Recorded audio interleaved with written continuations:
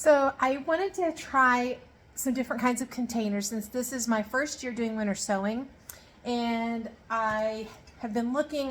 Didn't want to spend a lot of money because I have had great luck getting jugs either from friends or family, even some people where I work, and then the Starbucks down the street just went and picked up a load today. So I've got lots of milk jug sources. But because I've been winter sowing different things at different times when I may not have had as many milk jugs, you can check out the other videos I've made where I've done in containers, and I'll link those below. But I also wanted to try, I've seen a lot of people online using other types of containers, things like plastic storage boxes.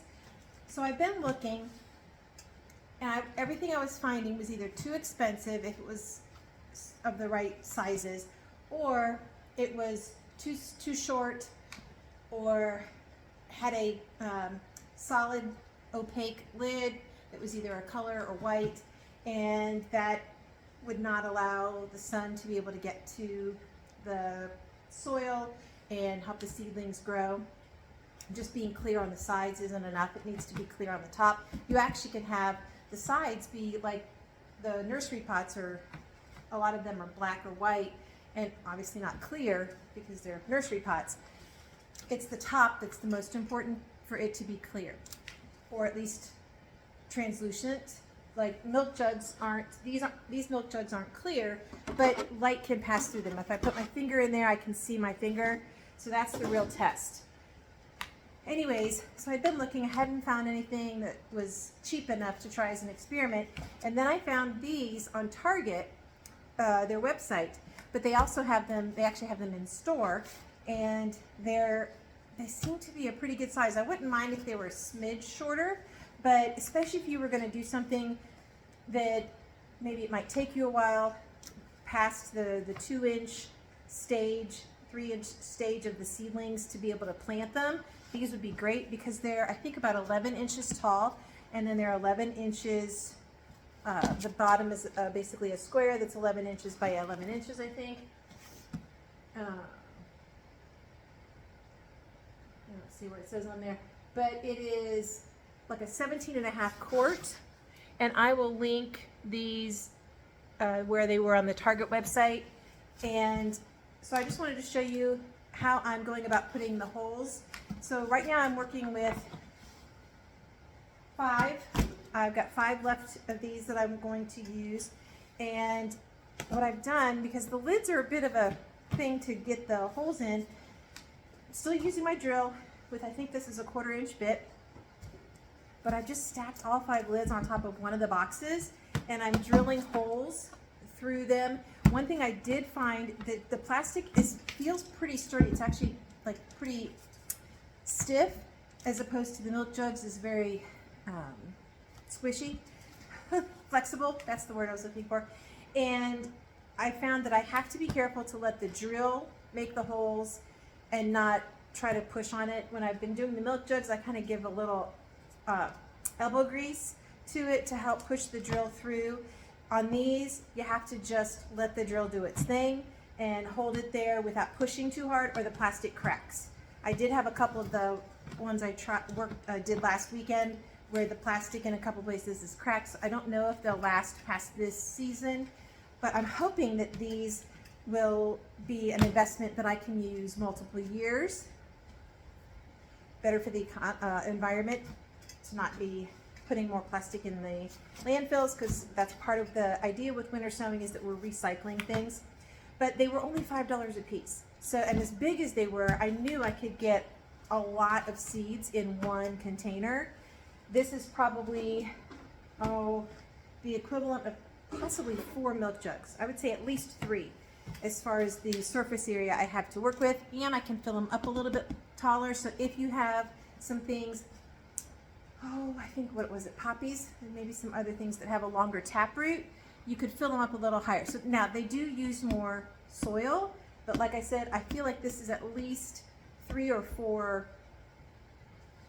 milk jugs as an equivalent for what it can hold. So I was going to show you how I'm doing the holes on these, and then the rest of the process is exactly like all of the other times I've posted for you. I will link a couple of those videos, one about milk jugs and one about nursery containers, at the bottom of this video. And please subscribe if you are learning anything or enjoying these videos. And I hope to be able to post some other videos soon that are going to include some resources that I use as I'm doing things like planning out my garden spaces. So more information on that hopefully soon to come. So let me just go ahead and get started and show you how this works. I'm going to try to turn it so you can sort of see with the camera, but that may not be stable enough. So we'll see how it goes. Actually, hang on a second.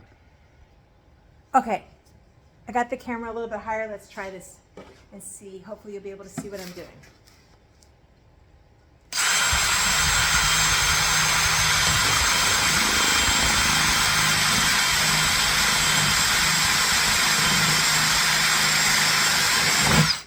So I'm just letting the drill until it makes a hole, and then it drops to the next lid until it gets through all of them. And this way it also is keeping the stuff inside this particular container, which I think will be better than what I did with the other lids, where I just stacked them all up and stuck them on my table here. I now have a few little holes in the other table where I misjudged how far the drill was going. So here we go. I'll speed this next part up.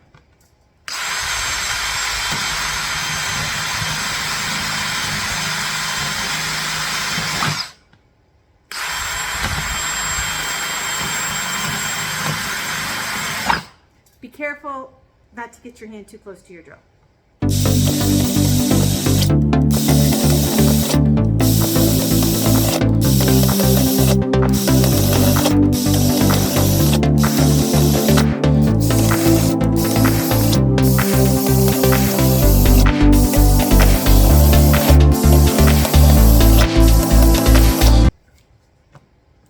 Oh, I cracked a couple.